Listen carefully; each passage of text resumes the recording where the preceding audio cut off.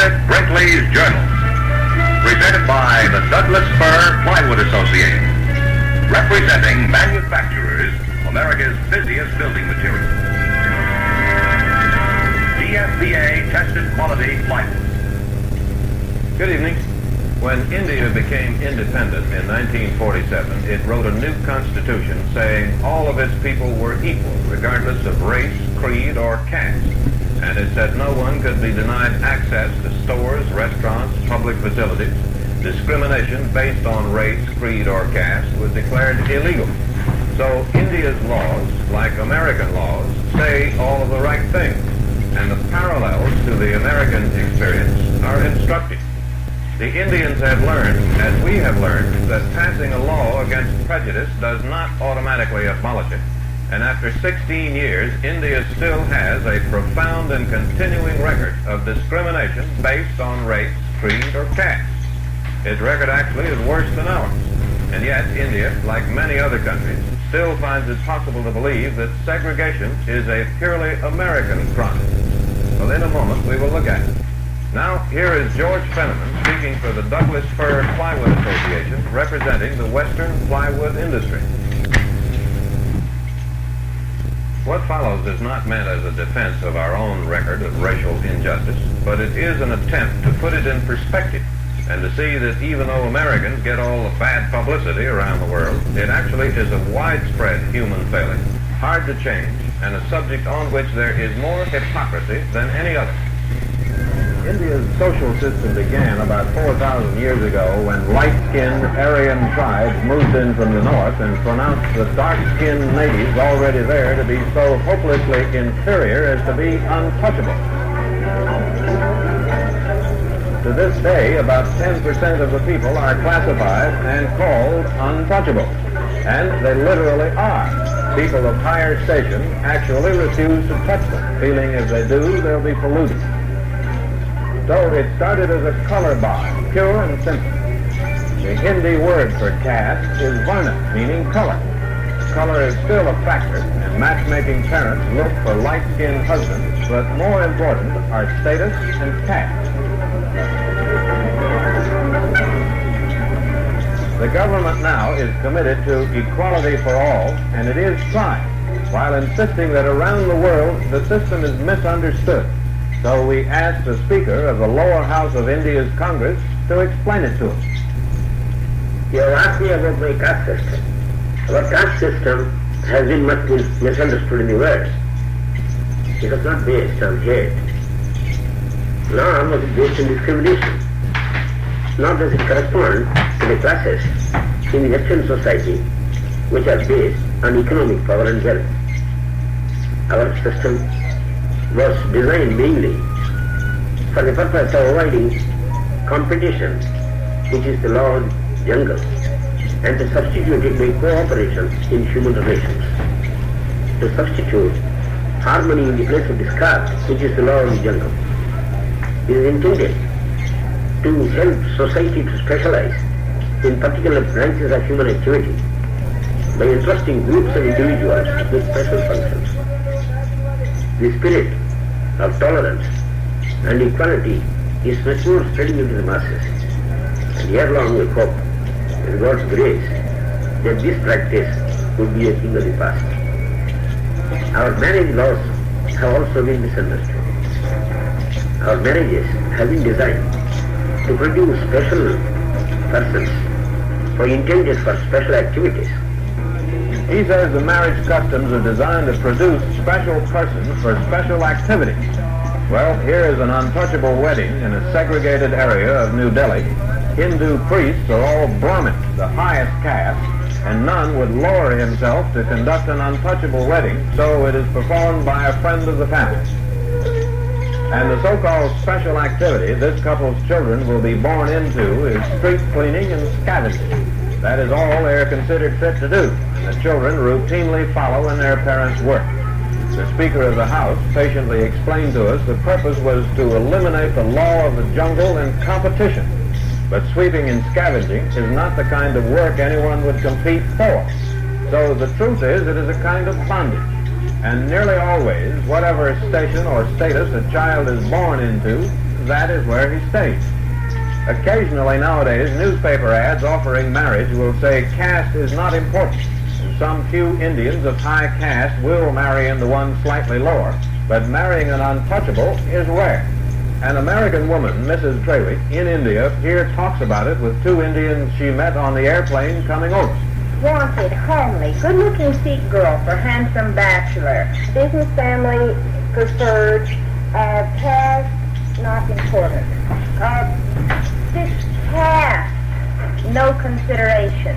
Last week, Lakshmi, on the plane, you were criticizing my country and the southern part of the United States for its Negro discrimination, and I just assumed, naturally, there was no discrimination in India.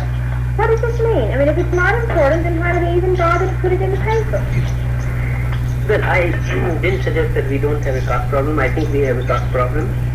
But to say that the Negro problem and this have anything in common, I think that's not so. These are two different problems, entirely different problems. In what way are they different?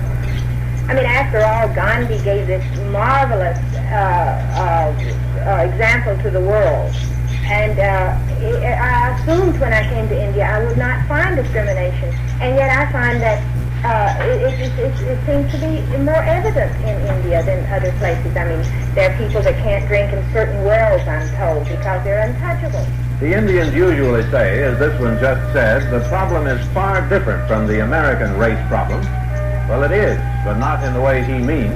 Its main difference is that India's system is far worse. An NAACP lawyer, if he saw it, would be appalled. For one example, at the public well in a village near Bombay, the law again says no one may be denied access to public facilities because of color, creed, or caste. But the untouchable women have to stay 9 feet from the well because it's feared they might pollute it. They stay back then and the water is brought to them.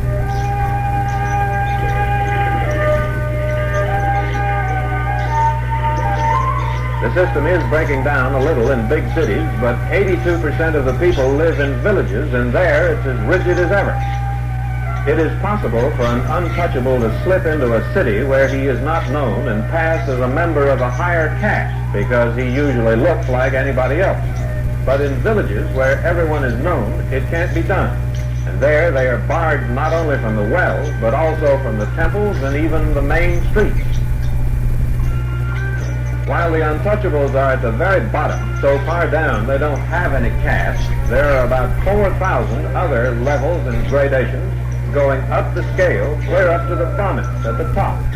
Other castes, not quite on the bottom, but still low, are usually tied to occupations, laundrymen, shoemakers, barbers, and other service trades, and the system is written into the Hindu religion and is believed to be ordained by God.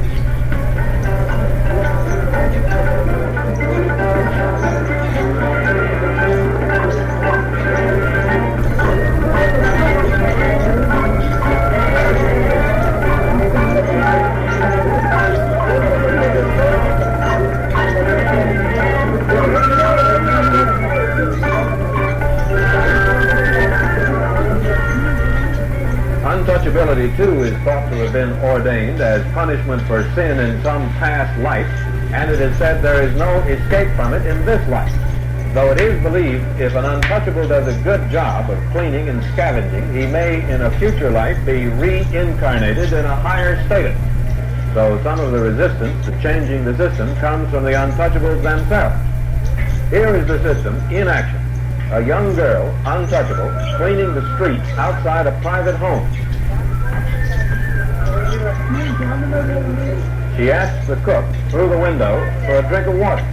She is not allowed inside the house and is not allowed to drink out of a glass. So the most the cook will do is to pour the water into her hand. Well, I think one mistake which many Americans make, or many people make, is to think that Gandhiji abolished caste. Well, that isn't true. Caste exists in India. What he did was to make it not respectable anymore. And there's nobody in this country today who can say that caste is a respectable thing and we are for caste discrimination. And this We followed In this what up. ways have you done away Well, with we followed. it? We followed. How, legally? Yes, we followed this up by making any discrimination on the ground of caste illegal. And now this is only a first step. I mean, passing a law is only a first step. The next thing we are trying to do is to get this non-discrimination accepted socially. Now, in America, you can have in your Congress large and influential section of the people, senators, the congressmen, who believe in discrimination as something almost ordained by God, and who wouldn't do anything to have it disappear. Now, in this country, nobody would dare to stand up and say that there should be discrimination against the untouchable. That's the big difference. I'm not defending America, but I must say that I was quite shocked to see Brahmin signs on restaurants. The Brahmin restaurants, what does this mean exactly? Well, Brahmin restaurants will actually mean that anybody can come in. That's not a sign of discrimination. That is a Brahmin restaurant. We concealed a camera across the street and asked an untouchable who was not known in this town to walk in, sit down with the Brahmin, and then in conversation to casually let it drop he was an untouchable to see what would happen. A sort of lunch counter sit-in. Well, what happened was this. Yeah. Oh, thank you. पापड़ आपने दिया हाँ मैं हरी जाऊँ उठ जाएगा क्या करते हैं आप नहीं कर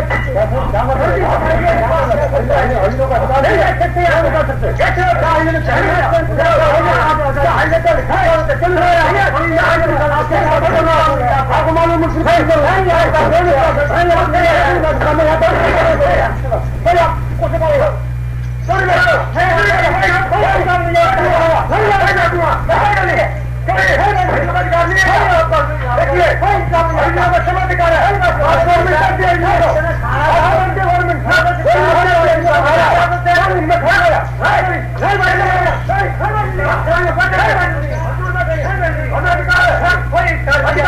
The other customers and the restaurant owner drove him away. The two customers who object to having him sit with them at lunch were both doctors with offices nearby. We went in and asked them why they made a scene like that. You were witness to just what happened a little while ago at the restaurant. You see, the both of us sitting here are Brahmins, the highest caste among us in Hindu. The owner of the restaurant is Hindu too, and a Brahmin belonging to the highest caste. The person who came, we just offered him a little bit of food because we didn't know that he's a untouchable, a Harijan in our language. Well, he told us himself that he is untouchable.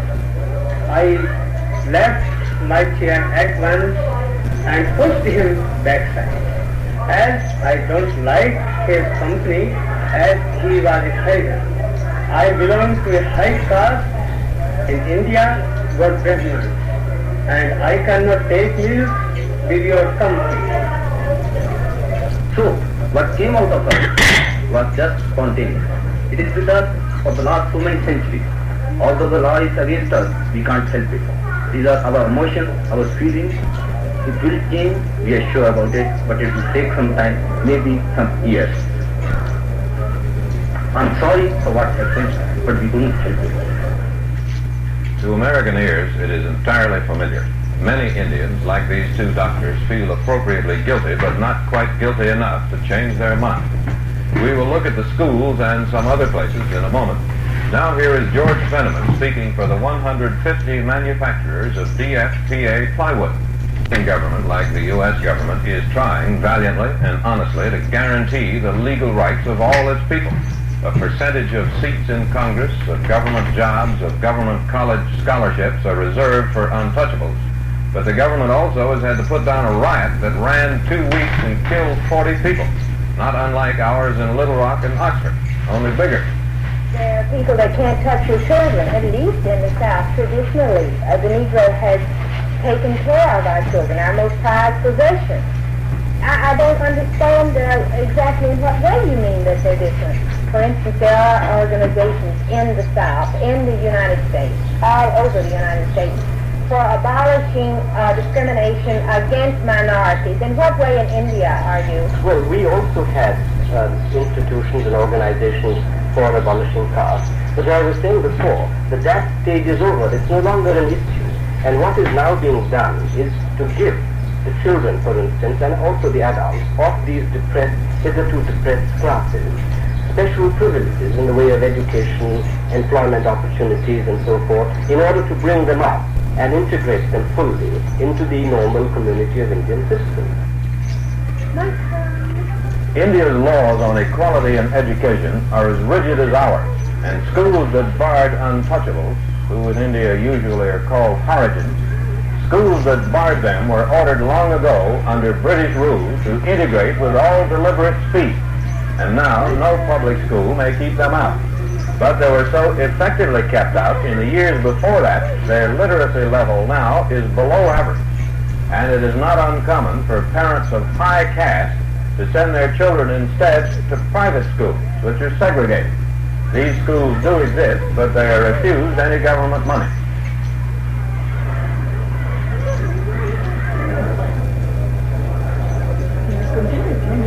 In India's universities, the students generally are opposed, or say they are, to the old segregated caste system, but their opposition has some limits.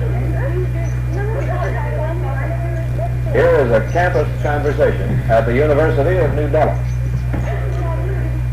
Quite often there, take a concrete example. Take my case for instance. Born Harijan, completely suppressed throughout, but came to the university by some chance. You said that we sit here and dine together. Yes. But is the economic opportunity sufficient? For instance, take the social sphere. Would, for instance, a Brahmin girl, even if she wanted to, be allowed by her parents to marry in one Brahmin? I'm sure you would be able to answer this question. None too sure. I would never marry a man who was not a Brahmin by virtue of his intellect, learning, and self-discipline. And I think at present, even the Constitution accords you more privileges and opportunities for learning than the Brahmins. It is true that equality and special privileges are accorded to the Harijans according to the law. But this state is not reflected in the society of today. Take the rills, for example. Harijans are still not allowed to draw water from the rills because they are untouchable. In the southern United States, in public places, there often are two separate drinking fountains, one for whites and one for Negroes. In a typical Indian village, at the community watershed, there are two separate water supplies. It is dispensed through the front door for everybody but untouchables, and they are required to drink from a little spout reserved for them. Approaching is Amrilal Yadav, head of the Depressed Classes League, something like the National Association for the Advancement of Colored People. He has come to town, as, say, Martin Luther King might come to town, to persuade the local people to end this discrimination and to remember that the law says all Indians are equal. In this case, he succeeded in doing away with a separate drinking spout, and he spends his time persuading people to change their habits and attitudes. This is the unique way of solving this type of problem by our own way of peaceful method. We are in India. We don't solve our problems by force. So this drinking water pipe, which discriminates a man to man. Now this discrimination has gone, but though it's a small victory, but it will have a permanent effect, and this incident will never take place again. You see, I'll give you another example where I think in actual fact there is difference between the American and Indian attitude. Now you had this discrimination against in buses, and there were people who what do they call riders? Freedom riders were protesting against it. Now I was in America last year when this movement was at its height, and I was very disappointed to see that no great liberal American, man or woman, offered himself and said, look, I don't believe in this discrimination, and I'll be on that path. Now, on the contrary side, look at India. We had temples in the south and also in the north where untouchables were not allowed to get in. Well, our greatest leaders, Gandhiji, Vinoba Bhave, they led processions against the doors of these temples and demanded entry. That's the difference. His argument again is false. Numerous white American ministers did join the Freedom Riders, and no one forced the temples to be open to Negroes because, unlike the untouchables, they always had churches of their own. They were segregated, but they had them. Indian temples legally are open to untouchables, but often in practice they are not. So thousands of them are converting to Christianity or Buddhism, as in this ceremony, trying to escape their bondage. But it doesn't help much. They are still generally regarded as untouchables, whatever faith they profess. Also, the converts lose the special benefits given by the government because legally they are no longer classified as untouchables. Nevertheless, the system is changing, as ours is, slowly and often painfully. For example, Jagjivan Ram, he keeps a wooden statue of his mother, an untouchable street sweeper, while he has become National Minister of Communications. From his own viewpoint, he is able to see that untouchables have about the same problems the Negro has in the United States. I am Suresh Kumar, and she is my grandmother, and she is my wife. And now my father, Sri Jagjivan Ram, who is the Minister for Transport and Communications, will speak a few words with you. For a person from the Western country, it is very difficult to understand the implications of untouchability, because there is nothing which can have even the nearest approach to untouchability in the Western countries. Legally, there is no restriction against the untouchables. They can aspire for the highest position that the country can offer. An untouchable can become the President of the Republic of India. But there are lack of opportunities, not arising out of untouchability entirely, but due to their economic backwardness, as I have already remarked. That the condition of the untouchables is more or less similar to those of the Negroes in the United States of America. While at the village watershed, our friend is somehow unable to see it that way. America claims to be a renowned democratic country.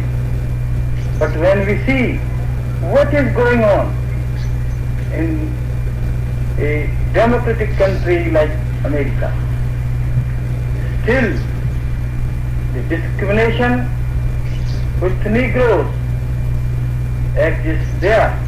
Not only exists, but they call them dirty niggers.